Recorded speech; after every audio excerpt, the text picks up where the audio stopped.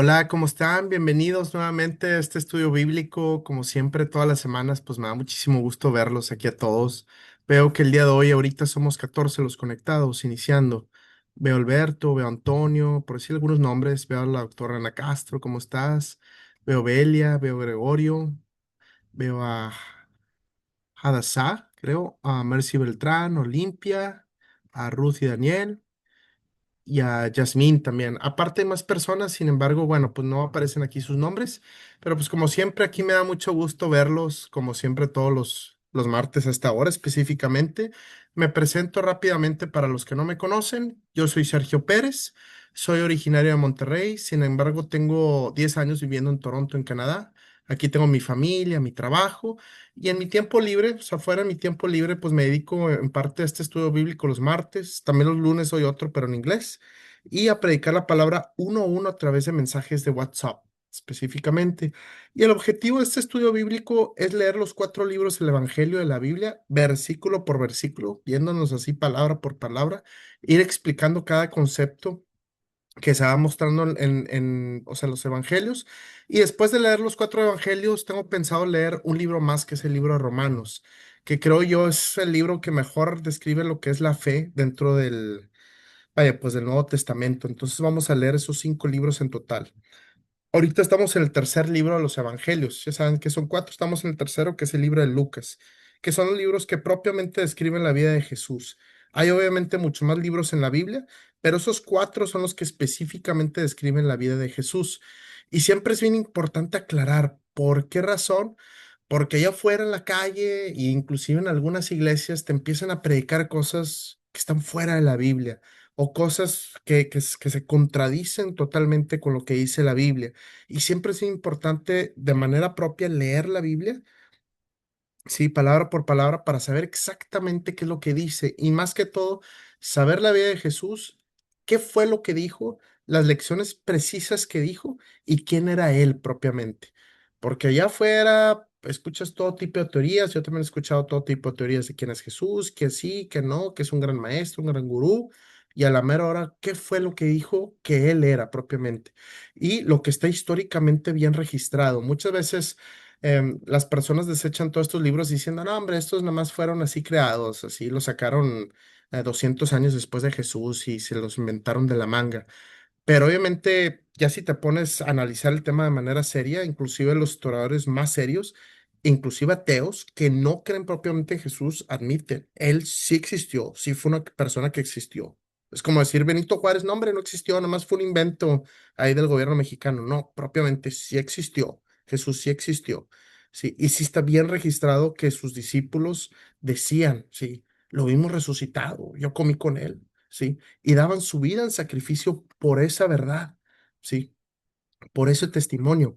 Y no solamente fueron poquitos, porque a lo mejor en la Biblia o sea, como que nos da la impresión como que, ay, nada más era Pedro y a lo mejor algún otro. No, eran cientos de personas. Inclusive registra Pablo, dice, más de 500 personas lo han visto resucitado, ¿sí? Y están ahorita vivas muchas de ellas y pueden hablar directamente con ellos para corroborar lo que es su testimonio. Entonces, eso está bien registrado e inclusive está registrado fuera de la Biblia, en otros documentos de historiadores de aquella época, historiadores griegos, historiadores judíos, que no eran propiamente cristianos, porque tú debes saber, bueno, eran cristianos, pues vaya, también se lo inventaron, no, propiamente no eran cristianos y decían, sí, existía esta persona Jesús, sus seguidores están diciendo que está resucitado, sí, están siendo perseguidos y yo no creo en él, pero eso es lo que yo como historiador estoy registrando en esa época propiamente. Entonces, eso está bien claramente bien registrado, eso sí, o sea, en la historia. Pero bueno, vamos a comenzar aquí con el estudio bíblico. Vamos a empezar con una oración. Padre Santo, Rey de Reyes, Señor de Señores, gracias Señor nuevamente, como siempre, todos estos martes donde nos juntamos aquí, tus hermanos, para aprender de la palabra de tu Hijo Jesús, que vino aquí hace 2000 años y dio en sacrificio su vida, Señor. Te pedimos nuevamente que abras nuestra mente y nuestro corazón para que podamos entender sus enseñanzas y su vida y que podamos aplicar, obviamente, toda esta palabra viva en nuestra vida. Gracias en el nombre de Cristo Jesús. Amén y amén. Bueno, voy aquí a compartir mi pantalla. Vamos a ver que ya somos 28 ahorita los conectados. Voy a compartir pantalla desde donde nos quedamos. Mm, Nada más aquí abro un poquito aquí grande. Ay, perdón. Creo que déjame nada más luego nuevamente por acá. Ah, no, perdón. Me voy, no tarde. Ya voy, es que creo que por aquí tuve una pequeña confusión. Ok, ya. Ya. Ok, entonces estamos en el libro de Lucas, es el tercer libro del Evangelio. Recordemos que los primeros cuatro libros del Nuevo Testamento, no del Viejo, que es el inicio de la Biblia, sino del Nuevo Testamento, son los libros de Mateo, Marcos, Lucas y Juan. Nuevamente, una breve vaya, descripción. Esos son los cuatro libros que hablan de la Biblia, de la vida de Jesús. Libro de Mateo, escrito directamente por un discípulo directo de Jesús, un apóstol, Mateo propiamente. Su enfoque es más hacia los judíos hace 2000 años. Luego sigue el libro de Marcos, que fue el primero que fue escrito históricamente por el año 70 después de Cristo. Marcos fue un discípulo del discípulo Pedro, entonces fue una segunda generación. Luego está el libro de Lucas, que es este tercero que estamos leyendo. Igual es una segunda generación. Fue discípulo del apóstol Pablo propiamente. Lucas fue médico en su profesión, entonces él es bien preciso al escribir y describe muy bien los detalles. Al final, al principio de este libro, él dice que propiamente es una carta dirigida a Teófilo. Dice, Teófilo, esta es una investigación que hice, sí, para que sepas exactamente lo que ocurrió recientemente, no sé, en aquel entonces. Y luego está el cuarto libro, que es el libro de Juan. Él sí fue discípulo directo de Jesús. Entonces, dos versiones que son discípulos directos de Jesús y dos otras versiones que son discípulos de discípulos. Últimamente los toman como por ejemplo, lo que es el libro de Marcos, pues lo ven como si fuera el Evangelio de Pedro, así como que dicen, no, pues es básicamente como la visión de Pedro de lo que fue la vida de Jesús. En sí, hay ligeras diferencias entre los libros, porque de repente algunos pueden argumentar, es que los libros no son exactamente iguales, y propiamente así es, y eso los hace veredictos, o sea, los hace válidos, porque no son como dicen un copy-paste, una vil copia del uno del otro, sino son de cuatro autores diferentes, los cuatro autores estuvieron en situaciones diferentes, o sea, obviamente los eventos más importantes son iguales y últimamente lo que es el sacrificio y resurrección de Jesús, pero sí hay ligeras diferencias entre uno y otro. Sí, eso lo hace válido. Inclusive en los estudios ahorita dicen, cuando tienes dos testimonios de personas y los dos testimonios son exactamente iguales, así con toda la... Significa o sea, que están coludidos, o sea, significa que muy probablemente es falso. Si empiezas a notar a lo mejor ligeras diferencias o sí, eso lo hace válido. Es como si tú estuvieras caminando por la calle y ves un choque en una esquina y de repente hay otra persona caminando del otro lado de la calle y ve el choque. ¿Qué vas a decir tú? Yo de repente escuché un ruidazo, volteé, vi una llanta volando, ¿sí? Y eso fue como mi testimonio del choque. Y la otra persona va a decir, yo nada más vi un carro azul, pum, que chocó y luego se fue y se estrelló contra un poste. Tú dices, ok, los testimonios son diferentes, pero están describiendo exactamente el mismo evento. Obviamente visto desde una perspectiva diferente. Eso no lo hace inválido. El choque realmente existió, pero últimamente estás viendo la perspectiva de cuatro diferentes autores. Y al final del día, entre los cuatro evangelios no hay una evidencia grande. Así al final del día es Jesús existió, las enseñanzas que él dijo, quién fue él, quién era y últimamente su resurrección. Vamos a continuar leyendo el capítulo 23 versículo 1. Ya sabemos que ya habían capturado a Jesús para crucificarlo, lo habían capturado los judíos y los romanos. Ya lo habían traído a la casa del sumo sacerdote, posiblemente de noche lo estaban trayendo, lo estaban insultando, tú estás diciendo que eres hijo de Dios, dinos que sí. Jesús lo afirmaba, está blasfemando porque los judíos están diciendo, él está diciendo que es hijo de Dios, para ellos estaba blasfemando Jesús, ¿cómo se atreve él a decir eso? Vamos a crucificarlo, sí. Entonces, pero últimamente aquí los judíos tenían un detalle. Como estaban gobernados por Roma propiamente, no podían ellos nada más matar a Jesús o matar a cualquiera. Obviamente había una ley. Imagínate que aquí en México, oye, ¿sabes qué? Atrapaste un ladrón, pues no es como que lo puedes matar así tal cual y no hay consecuencias, ¿no? Pues tienes que ir ahí con los policías para que se hagan a cargo. Era algo parecido. Decían, oye, ¿cómo podemos ya deshacernos de Jesús? Híjole, pues no podemos ir a matarlo así nada más. Tienen que ser los romanos propiamente bajo su ley. Entonces, ver cómo lo hacemos para acusarlo, para que últimamente los romanos den el visto bueno, que últimamente ellos eran como la policía, como pues el gobierno formal, y que nosotros podamos pues deshacernos de Jesús. Entonces estábamos ahí vaya, pues inicia el juicio de Jesús ante Pilato, que era el gobernador de Judea. Él era propiamente gobernador romano. Ahí. Vamos a conocer a este personaje Pilato, gobernador Judea, romano. Lo habían puesto ahí hace tiempo porque Judea era una zona muy levantista, problemática. Los judíos querían independencia del Imperio Romano. Entonces pusieron a él, a Pilato, pues, para un gobernador romano propiamente para que controlara la zona. Y vemos, y bueno, históricamente cómo se comportaba Pilato un poquito. Él era un poquito, ¿cómo se dicen? Como, no sé si decir la palabra desatendido, pero un poquito ajeno a la situación de Jesús, ¿sí? Él no estaba realmente así tal cual en contra de Jesús de manera directa porque él no era judío, él simplemente era como un extranjero romano que estaba ahí y decía, ok, ¿qué tengo que hacer? ¿Qué están diciendo estas personas? ¿Qué es lo mejor que yo puedo hacer? Entonces, vamos a leer este juicio de Jesús ante Pilato. Juicio de Jesús ante Pilato, versículo 1. Entonces todo el concilio de los judíos llevó a Jesús ante Pilato, el gobernador romano. Comenzaron a presentar su caso ante el gobernador. Este hombre ha estado llevando al pueblo por el mal camino, el decirles que no paguen los impuestos, eso era mentira, obviamente, al gobierno romano, y al afirmar que él es el Mesías, un rey. Entonces los judíos intentaban ahí truquear un poquito la historia. Jesús está diciendo que no pagan los impuestos ante el gobierno, vaya, romano, a ver si a este Pilato se le levantaban las antenas para crucificarlo. Y aparte él afirmaba que él es el Mesías, un rey. Y obviamente ahí un poquito distorsionada la versión para decir, Jesús está diciendo que es rey, que sí, sí, sí. Entonces, no, no, no. Aquí el único rey es el César, es el emperador romano. Sí. Ujú. Entonces Pilato le preguntó, ¿eres tú el rey de los judíos? Jesús contestó, tú lo has dicho. Sí. Pilato se dirigió a los principales sacerdotes y a la multitud y les dijo, no encuentro ningún delito en este hombre. Podemos ver un poquito Pilato, así como que pues, realmente no, pues no ha hecho nada. Sí, sí, vaya, objetivamente hablando. O sea, no es como que Jesús mató a alguien o hizo una barbaridad. Dice Pilato, pues no he encontrado ningún delito en este hombre. Sí, versículo 5 los judíos, pero insistían.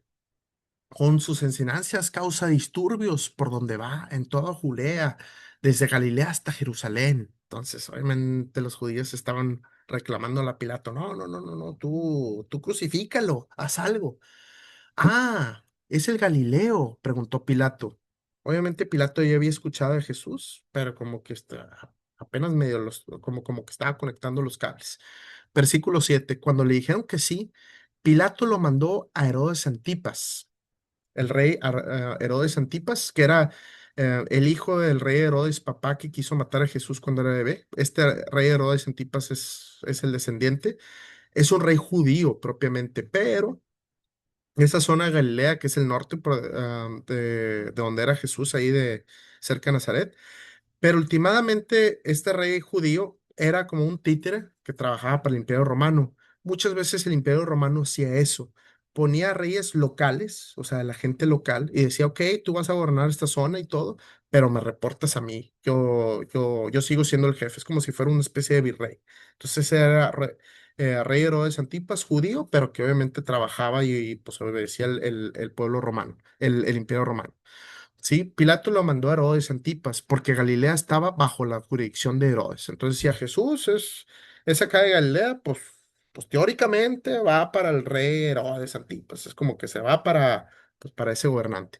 Y dio la casualidad de que se encontraba en Jerusalén en ese momento, ese rey. Ok. Herodes se alegró mucho por la oportunidad de ver a Jesús, sí, porque había oído hablar de él y hacía tiempo que quería verlo realizar un milagro. Dijo, ay, me van a traer a Jesús, ya he escuchado de él y pues a ver qué onda, sí. Herodes le hizo una pregunta tras otra. pero Jesús se negó a contestar, ¿sí? Le hacía preguntas a Herodes, así el curioso. Al final era un rey malo, ya sabemos, vaya, pues él mató a Juan el Bautista, vaya, lo mandó a decapitar. Entonces era una persona, a ver, Jesús, tú que eres muy famoso, a ver, hazme un milagrito por aquí, por allá. Pero obviamente Jesús no estaba respondiendo ese tipo de preguntas. Y eso es lo que sucede hoy en día con, o sea, con nosotros en la actualidad. Si de repente queremos, vaya, retar a Dios, decirle, a ver, Dios, si tú existes, quítame el cáncer ahorita en este momento, o mueve esta cosa, o haz que caiga un relámpago, o haz lo que sea, ¿sí? Ese tipo de retos a Jesús, bueno, pues a Dios nunca va a responder. Jesús tampoco le respondió a Herodes en este caso, pero Jesús se negó a contestar. Versículo 10. Mientras tanto, los principales sacerdotes y los maestros de la ley religiosa se quedaron allí gritando sus acusaciones. Obviamente estaban ahí afuera, ahí gritando. Afuera o a lo mejor adentro, pero por ahí hay la multitud. Versículo 11. Entonces Herodes y sus soldados comenzaron a burlarse de Jesús y a ridiculizarlo. Obviamente Herodes es una persona así. Vaya, pues muy arrogante, ya lo conocemos, los soldados que trabajaban para él también, y se empezaban a burlar de Jesús, uy, posiblemente le decían, uy, profeta, haznos el milagro, o sea, que se empezaban a burlar de él. Finalmente le pusieron un manto real y lo enviaron de regreso a Pilato. Herodes y Pilato, quienes habían sido enemigos anteriormente, ese día se hicieron amigos. De alguna manera, ambos eran gobernantes, obviamente de diferentes zonas, pero en ese día como que congeniaron. Yo me imagino como si fuera el gobernador de un estado y el alcalde de un municipio, como que a lo mejor tenían pique, ahí un poquito, pero como que ese día como que se arreglaron. Entonces Pilato llamó a los principales sacerdotes y a los otros líderes religiosos junto con el pueblo y anunció su veredicto. Ok, se lo trajeron de vuelta a Pilato. Dice Pilato, ok.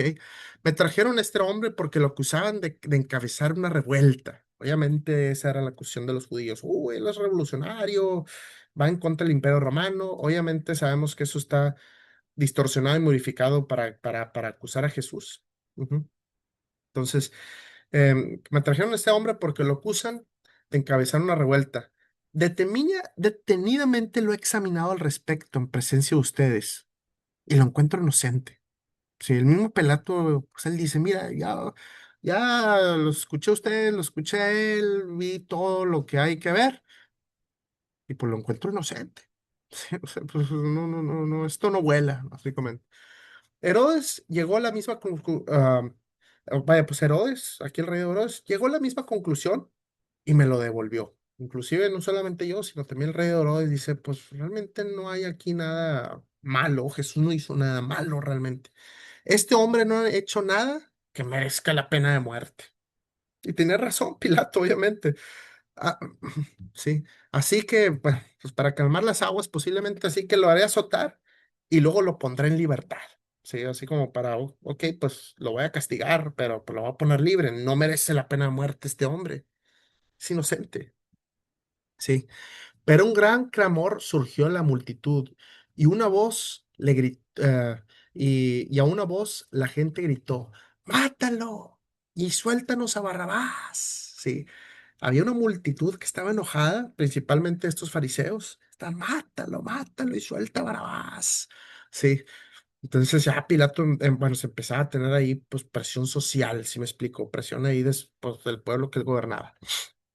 ¿Quién era Barrabás?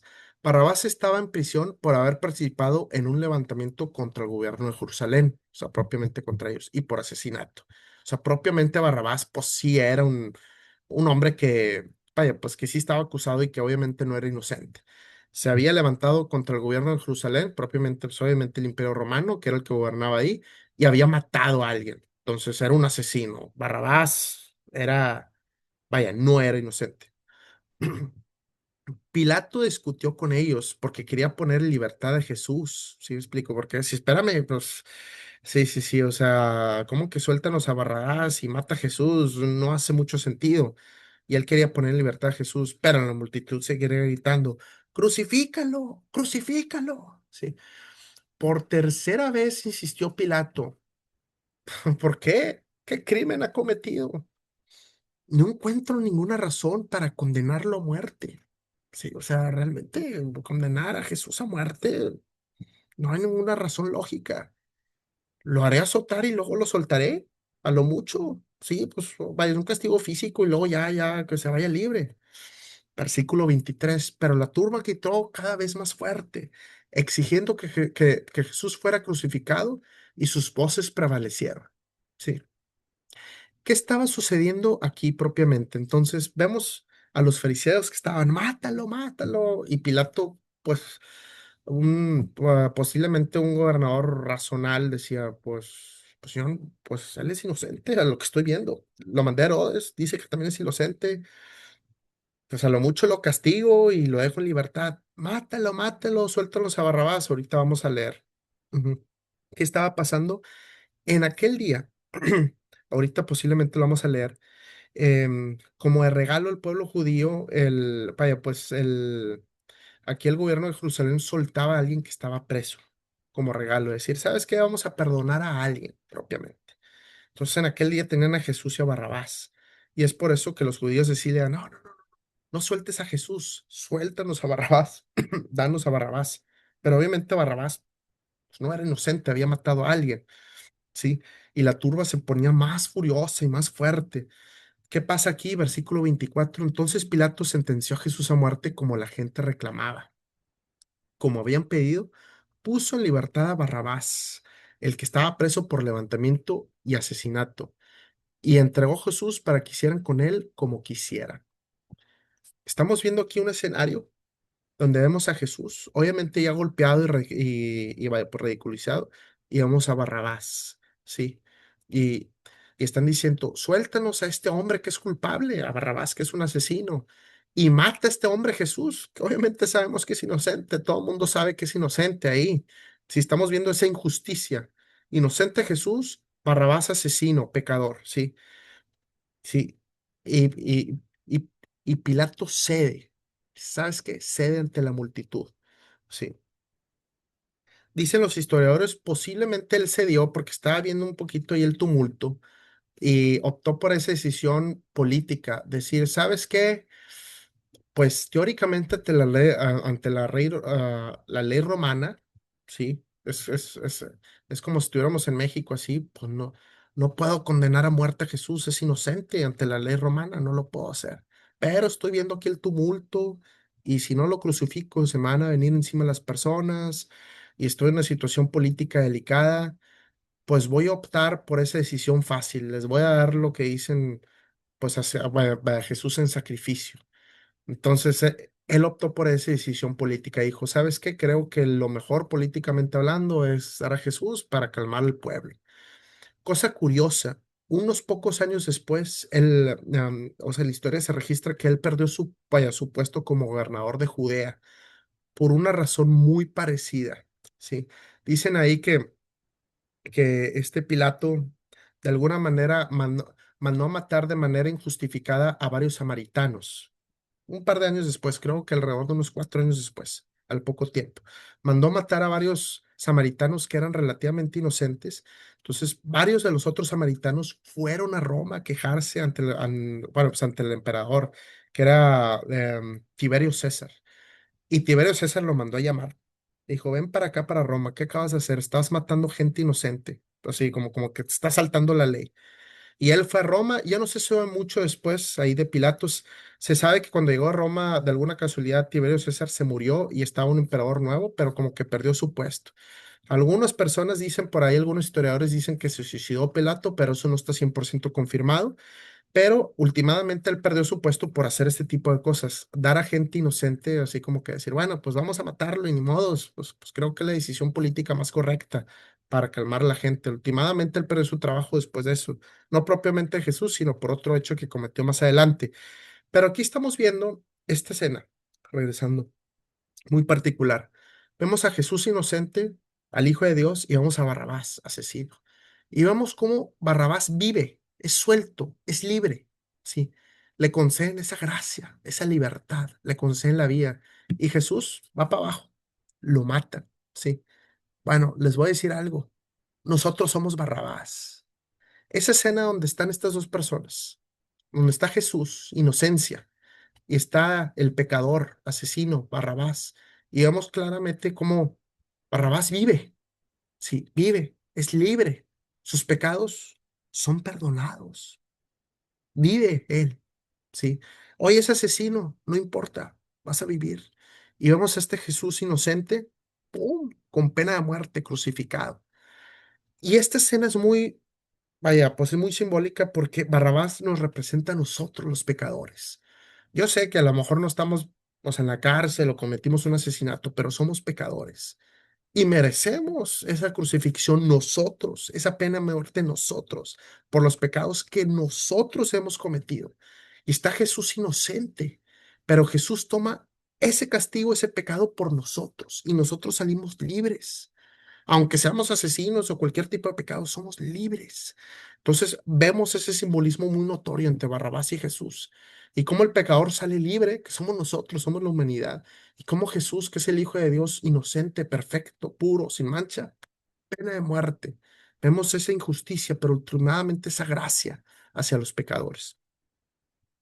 Luego vamos a iniciar con la crucifixión. Versículo 26.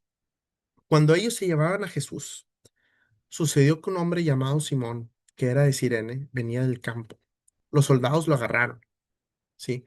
Y lo pusieron y pusieron la cruz sobre él y lo obligaron a cargarla detrás de Jesús. Esa cruz estaba muy pesada. Jesús ya había sido latigado. Estaba físicamente muy desgastado, sí, posiblemente desangrándose. Ya no podía con la cruz y agarraron a esta persona, Simón, que iba pasando, sí, que venía del campo y vaya, pues los soldados romanos le dijeron, oye, tú, ayúdale ahí a cargar la cruz, sí, a cargarla a la cruz. Por eso dice Jesús, todos los días deben de cargar la cruz conmigo, sí.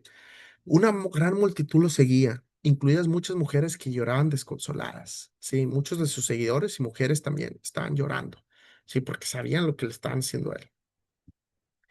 Entonces Jesús se dio la vuelta y les dijo, hijas de Jerusalén, no lloren por mí, lloren más bien por ustedes y por sus hijos. Pues vienen días cuando dirán, dichosas las mujeres que no tienen hijos, los vientres que no dieron a luz y los pechos que no amamantaron. La gente suplicará a los montes, caigan sobre nosotros, y rogará a las colinas, entiérrenos. Pues, si estas cosas suceden cuando el árbol está verde, ¿cuándo pasará cuando esté seco? Entonces, este fue el mensaje que le dijo a las mujeres que eran, vaya, pues seguidores de él, que estaban siguiéndolos ahí en la cruz durante ese camino propiamente. Y dicen, mira, no lloren por mí, lloren por ustedes y por sus hijos, sí, que van a venir tiempos bien difíciles. Versículo 32. Llevaron a otros dos hombres, ambos criminales, para ser ejecutados con Jesús. Sí, entonces eran tres en total, Jesús y otros dos criminales. Propiamente, vaya, pues la Biblia también lo describe como ladrones. Cuando llegaron a un lugar, perdón, a un lugar llamado La Calavera, que también vaya, se le conoce como Gólgota, lo clavaron en las cruz y a los criminales también, uno a su derecha y otro a su izquierda. Sí. Entonces, ¿qué estaba pasando? Ya había sido latigado, o sea, pues flagelado Jesús. Ahora, esos latigazos no eran, pues, un látigo como te imaginas, así de cuero, a lo mejor, que dices, bueno, a lo mejor aguanto varios, pudiera ser. Esos látigos, si lo describen en otro libro de la Biblia, tenían como garras, puntas así, de acero, que arrancaban la piel. O sea, no era el típico latiguito así, que a lo mejor te han dado ahí pues, con el látigo, sino eran como una especie de garras así, de puntas de acero, que rascaban la piel, vaya, la arrancaban. Entonces, si eran latigazos bastante fuertes, bastante fuertes. Lo clavan en la cruz, ¿sí? Originalmente le dicen que fue en las manos y en los pies. Ahora, yo sé, muchas personas han dicho, oye, pero si lo clavan en las manos, pues se va a caer Jesús porque vaya, pues un clavo en la mano, pues no va a aguantar el peso científicamente hablando. Y tienen razón. Algunas personas argumentan, a lo mejor fue clavado aquí abajo de la muñeca para que aguantara lo que es el peso propiamente. ¿Qué pasa aquí vaya, pues, con estos tesis ahí? Generalmente en la palabra en griego, cuando dicen mano, teóricamente la palabra en griego, esa mano es desde el codo hasta la mano. Por eso algunos historiadores dicen, pues a lo mejor si esa palabra que es mano, pero que realmente es todo el antebrazo, pudo haber sido la muñeca. Lo oficial es que haya sido en las manos. Ahora, aquí hay otra situación también, bueno, se considerar para yo comentarles. En todos los casos de la crucifixión siempre había cuerdas, propiamente para sostener el cuerpo, ¿sí? Entonces, los romanos usaban los clavos, no tanto los clavos era para sostener los cuerpos, sino era más como fin de tortura, ¿sí? Más que todo colgaban las personas con cuerdas y luego les ponían los clavos, pero de tortura propiamente, no propiamente para sostenerlos. Entonces, posiblemente a lo mejor a Jesús lo clavaron de las manos y ya le pusieron cuerdas para sostener algo lo que es el cuerpo. Ahora, los romanos crucificaron a muchas personas, era la forma más cruel de morir. Ahora, no todos eran crucificados en una cruz tal cual como, pues, vaya, pues como la entendemos. Muchas veces eran crucificados en paredes, y paredes, a lo mejor en un solo poste los colgaban, a veces en árboles, no propiamente en una cruz así tal cual, pero siempre usaban cuerdas para sostener los cuerpos. Y esos clavos a veces los ponían en otras partes, no solamente en las manos.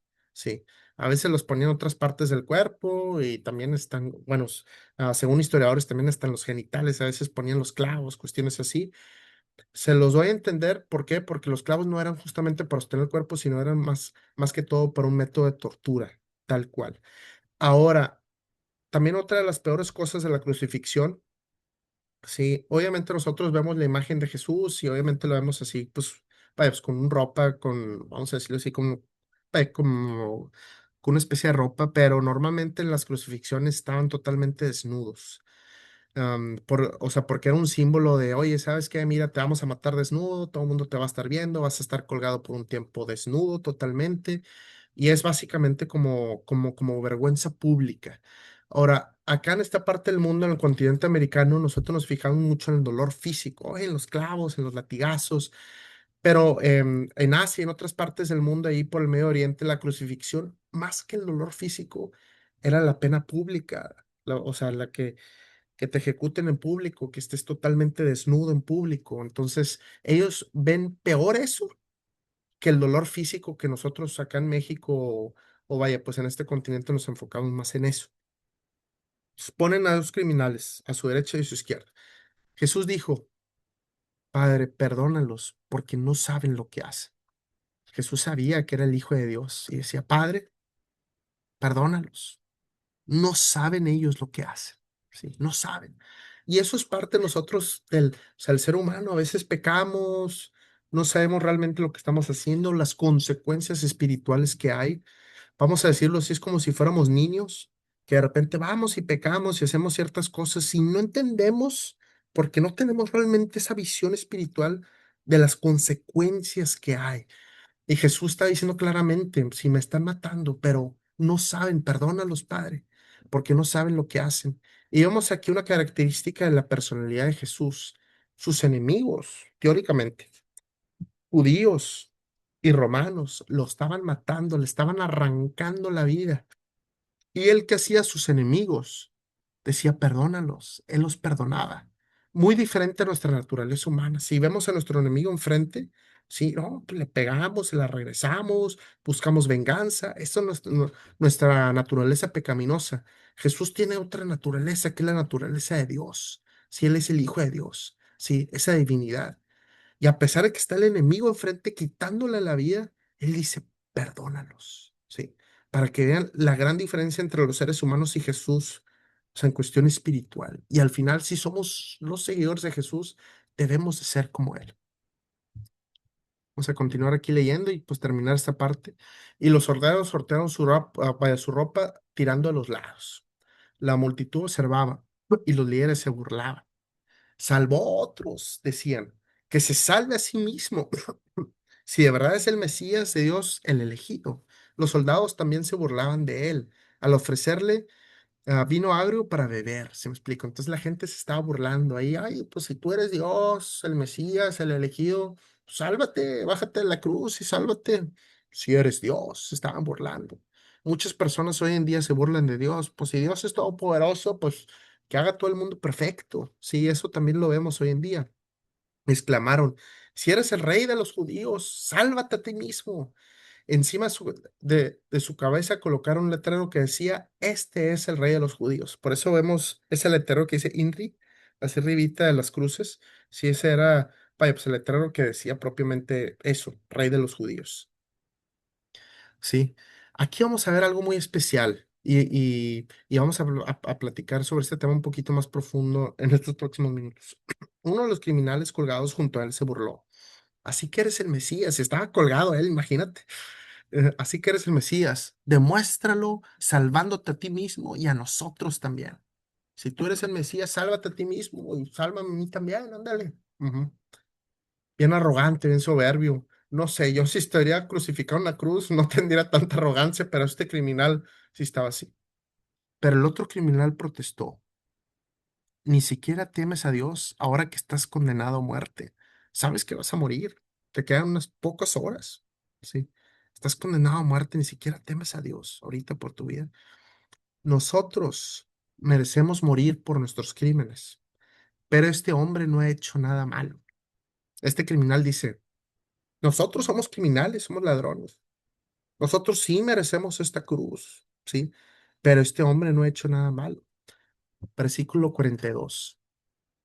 Luego dijo este criminal, Jesús, acuérdate de mí cuando vengas en tu reino.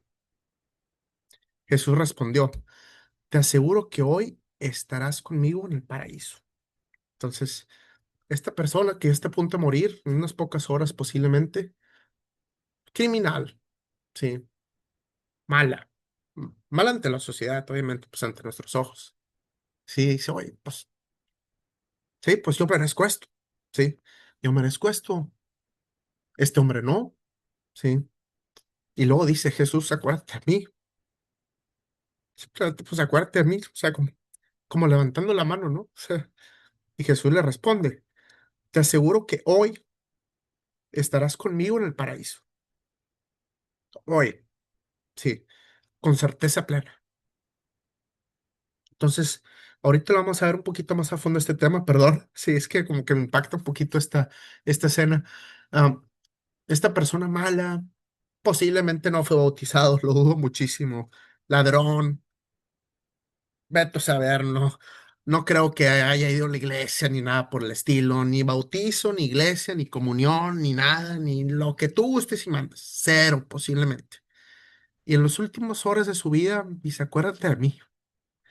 Y Jesús, sí, Dios, sí, es su hijo, dice, hoy estarás conmigo en el paraíso. Yo me imagino que Dios nos ve como yo veo, bueno, a mi hija bebé. Y si mi hija bebé de repente se porta muy mal o algo, no sé, comete alguna atrocidad más adelante cuando crezca. Y ella me dice, papá, acuérdate de mí. "Ah, claro que me acuerdo. Y claro que te voy a perdonar. No me importa lo que hayas hecho. Si hayas matado a alguien o algo así, no me importa, yo te perdono. Sí, claro que sí. Entonces, yo imagino que Dios nos ve así propiamente como sus hijos. Y aunque estés en las últimas horas de tu vida, Él se va a acordar de ti propiamente. Y vemos esas dos diferentes personalidades. Vemos al ladrón de un lado que dice así arrogante, oye, mira, si tú eres Dios, sálvanos, sálvate, totalmente arrogante, sí. Y vemos la otra personalidad, acuérdate de mí, humilde, soy pecador, hice mal, no merezco el cielo, no merezco el cielo, no, no, no, no merezco el cielo, pero acuérdate de mí. Y Jesús le dice con sus propias palabras, te aseguro que hoy estarás conmigo en el paraíso. Yo sé que muchas veces en las iglesias o así nos enseñan, no, es que tienes que estar bautizado y tienes que hacer esto y tienes que hacer lo otro. Al final del día Dios es soberano y ese juicio queda solamente ante Dios. Él conoce nuestros corazones. Sí, si somos seguidores vaya, de Jesús, Él nos manda a bautizarnos, a tener comunión, si somos sus seguidores, o sea, hoy propiamente, pero al final del día Dios es soberano. Sí, sí, y si a un criminal está suelto y se empieza a arrepentir, Dios es soberano. Él gobierna sobre todas las cosas, no nosotros. Él decide quién va a estar en su presencia, no nosotros propiamente, sí. Entonces aquí, con la soberanía de Dios, Jesús dice, te aseguro que hoy va a estar conmigo en el paraíso. Entonces vamos a acabar aquí este versículo, capítulo 23, versículo 43. Simplemente hay una disculpa, es que este impacto de los ladrones, de los criminales, siempre me ha impactado mucho este mensaje propiamente. Y ahorita en esta última parte del, bueno, pues el estudio bíblico, voy a hablar propiamente sobre ese tema, de la casualidad. Voy a hablar unos 10 minutos, vaya, sobre este tema y ya voy vaya, pues habilitar los micrófonos para que ustedes ya puedan comentar o opinar libremente. Como siempre, para recordarles, esto es una grabación, se va a subir por YouTube y vaya Facebook para las personas que quieran verlo, vaya más adelante. Por lo mismo, nada más para comentarles, aquí hay cristianos de diferentes denominaciones, también hay católicos, sin embargo, lo más importante y lo principal es nuestra unión en la creencia de Jesús, en esa fe y en el sacrificio y la gracia que nos da Dios a través vaya, pues del sacrificio de Jesús. Eso es lo más importante. Vamos a hablar sobre este tema, los dos ladrones en la cruz, o en esta versión de la Biblia, vaya, pues lo decía como criminales. Y quisiera tocar cuatro puntos diferentes sobre esto, como siempre. Primero es, todos estamos delante de Jesús con una decisión que tomar. Vemos estos dos ladrones. ¿Qué pasa aquí? Los dos ladrones estaban junto a Jesús, viendo el mismo Salvador y viviendo la misma situación, pero reaccionaron de manera diferente. Uno rechazó a Cristo, mientras que el otro reconoció su necesidad. Leemos ahorita nuevamente vaya, pues el libro de Lucas, capítulo 23, versículos 39 y 40. Uno de los criminales estaban colgados ahí, se burló de él. Así que eres el Mesías, ¿verdad? Pruébalo salvándote a ti mismo y a nosotros también. Pero el otro criminal protestó. Ni siquiera temes a Dios ahora que estás condenado a morir. Entonces vemos cómo están estos dos criminales, estas dos personas, ¿sí? Decisiones muy diferentes. Y hoy en día, ya más de 2000 años después, vemos esas dos personalidades en cada uno de nosotros. Unos que aceptan a Cristo y piden perdón y otros que dicen, "Ah, yo no creo en Él, son puras fantasías." Sí, vemos esas dos personalidades nuevamente. ¿Y qué está pasando?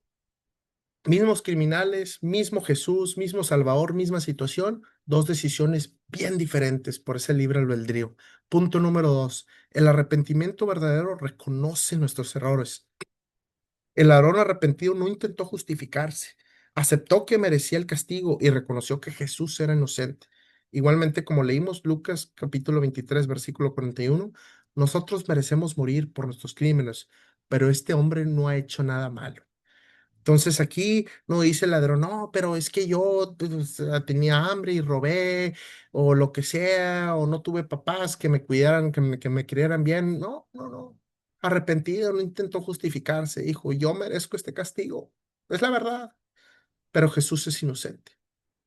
Punto número tres, la fe en Jesús puede cambiar nuestro destino en su último momento. El ladrón no tenía buenas obras que presentar, ni tiempo para cambiar su vida, pero puso su confianza en Jesús, en Cristo, y Jesús le dio una promesa de salvación. Igualmente, como leímos ahorita, Lucas capítulo 23, versículos 42 y 43. Luego dijo, Jesús, acuérdate de mí cuando vengas en tu reino. Jesús respondió, te aseguro que hoy estarás conmigo en el paraíso, que esto vaya, lo acabamos de leer. Este ladrón posiblemente no decía, mira, hice este bueno, vaya, hice esto otro, doné dinero, alimenté a personas, cuidé a gente. Posiblemente no tenía buenas obras ni tiempo de decir, bueno, bueno, dame chance de vivir unos días más, unas semanas más y ahora sí me voy a portar bien o algo. No, simplemente puso su confianza en Cristo y le dio esa promesa de salvación. Mismo Jesús se la dio. Em, Cuarto punto, la cruz revela el amor y la misericordia de Dios. La cruz demuestra que Jesús vino a salvar a los perdidos, como este ladrón. La decisión del ladrón nos recuerda que nadie está demasiado lejos para recibir el perdón de Dios. Nadie, ni siquiera el Hitler o la persona más horrenda del mundo. Sí, dice aquí el libro de Juan capítulo 3 versículo 16. Pues Dios amó tanto al mundo que dio a su único Hijo para que todo el que crea en Él no se pierda, sino que tenga vida eterna. Entonces, esa cruz revela el amor y la misericordia de Dios propiamente. Por eso dicen que Dios es amor. Bueno, se revela en Jesús y se revela en ese evento de la cruz propiamente. Entonces, bueno, pues ya voy a habilitar aquí los micrófonos para que ustedes puedan opinar. Como siempre puede ser de este tema o cualquier otro tema. Veo ahorita que somos bastantes, ya somos 33 aquí. Entonces, para la persona que quiera ahorita hablar, pues ya pueden, vaya, pues ya pueden ahorita habilitar sus micrófonos por si tienen alguna duda o comentario, como siempre de manera abierta. No sé si alguien quiera comentar algo. Hola, Yasmín. No sé si quieres hablar.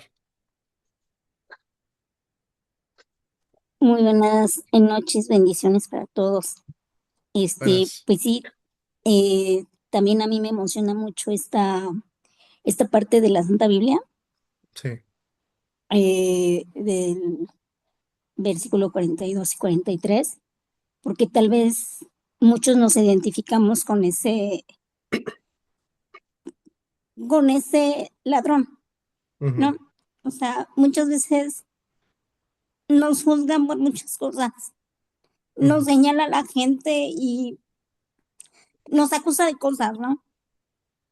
Entonces, en Dios podemos encontrar eh, su gran misericordia y siendo Él un juez justo, siendo Él el único que tiene derecho a juzgarnos, no, no lo hace. Sin embargo, a veces los seres humanos somos más crueles y nos creemos jueces, ¿no? Y básicamente a mí también me hace llorar mucho, mucho, mucho esta parte de la Santa Biblia, porque, bueno, cada quien tenemos una historia. Entonces, a lo largo de mi vida a mí me han señalado mucho, mucho, mucho, mucho. Y yo siempre he dicho que lo único que tengo es a Dios y, y Él me aferró. Entonces sí, también a mí me identifico mucho con usted porque a mí también me hace llorar mucho, mucho esta parte.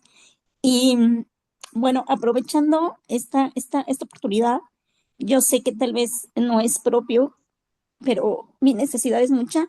Estoy pasando ahorita por una situación muy difícil, laboralmente hablando, este, y le quería pedir a usted, pastor, y a toda su audiencia, que si me regalan una oración, porque estoy a punto de perder mi trabajo, y no sé, si me regalarían una oración, por favor. Sí, claro que sí, Yasmín. Si quieres, vamos a orar ahorita mismo vaya, por esa situación específicamente y gracias por compartir. Padre, Dios Santo, Señor. Gracias, Señor, como siempre. Te pedimos esta noche en particular por mi hermana Yasmín, Señor, que está pasando por una situación laboral muy difícil, Señor, por una situación financiera muy difícil. Sabemos que estas situaciones siempre traen complejidad y mucho nervio en nuestra vida. Te pido que toque su vida, Señor, que la bendiga, Señor, que la pueda restaurar específicamente en este momento en la materia laboral y financiera, Señor, y que pueda descansar en ti, que recuerde tu palabra, Señor, y esa esperanza de vida, Señor. Gracias por todo, te lo pedimos mucho para que la puedas restaurar y que le puedas dar esa esperanza que solamente tú, Dios Padre, nos puedes dar. Gracias en el nombre de Cristo Jesús. Amén y amén. Muchas gracias, pastor. Amén. Gracias a todos. Nada, Muchas gracias. hasta luego.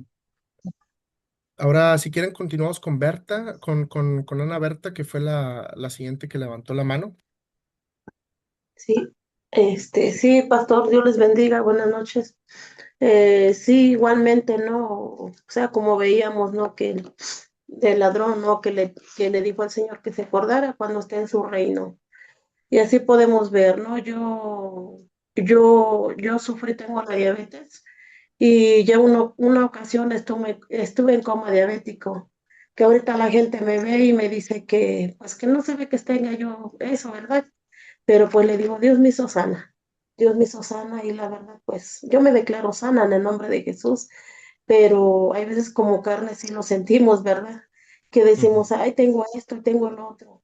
Pero aparte dice la palabra de Dios que ahí en la cruz del Calvario se llevó todas las enfermedades y que por sus llagas fuimos nosotros curados, ¿verdad?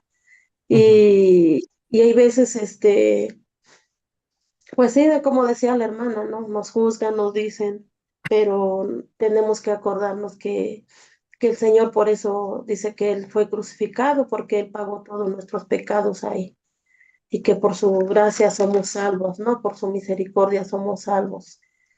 Igual también, como decía la hermana, ¿no? Hay aparte, hay mucha gente que dice, ¿a poco el asesino Dios lo perdona? Bueno, yo trabajé con unas personas, me dijeron, es que no me digas que si el asesino o el violador, también Dios lo perdona. Pues sí, porque Dios tiene misericordia. Dios tiene, pero ellos, la gente que no conoce a Dios, dicen que por qué, ¿no? Entonces me dice, pues yo voy a matar, yo voy a violar, yo voy a pecar. ¿Tampoco Dios me va a perdonar? Le digo, sí, si se arrepiente al último momento, Dios lo va a perdonar, porque Dios Ujú, es bueno. Y aparte, aprovechando de este momento, igual como la hermana, ¿no? Igualmente estoy pasando no se puede decir un proceso, ¿no? Un proceso con una de mis hijas. No sé si se los había comentado, pero tiene 23 años y tiene la diabetes, apenas le declararon la diabetes. Y apenas en una semana, no tiene una semana, el día de ayer, le detectaron un tumor en un ovario. Entonces no sabemos si es benigno o maligno. Entonces me dice ella llorando, me dice, "Ma, ella desde pequeña, pues ha sido pues una hija de Dios, ¿verdad? Nosotros siempre les hemos inculcado la palabra de Dios. Y me dice llorando, me dice, ma, dice que Dios no me quiere.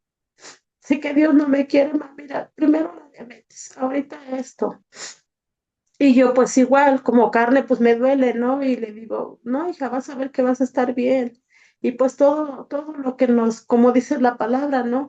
Que todo lo que nosotros lo tomamos a mal es para bien de nosotros, porque el Señor ujú. se quiere glorificar, se quiere manifestar en nuestras vidas. Y ahorita no, o sea, estamos viendo lo de la parte de la crucifixión. Es cuando ahí dice el Señor que Él llevó todas nuestras enfermedades. Solamente pues tenemos que pedirle a Dios, ¿verdad? Que Dios nos ayude porque al final Él tiene la última palabra, ¿verdad? Ujú. Entonces, pues yo les pido que pues me ayuden a orar por ella. Se llama Pamela Bautista, que me ayuden a orar por ella, por esta necesidad. Yo sé que pues Dios es bueno y Dios es grande y Él no nos puede dar más de lo que nosotros no podemos soportar.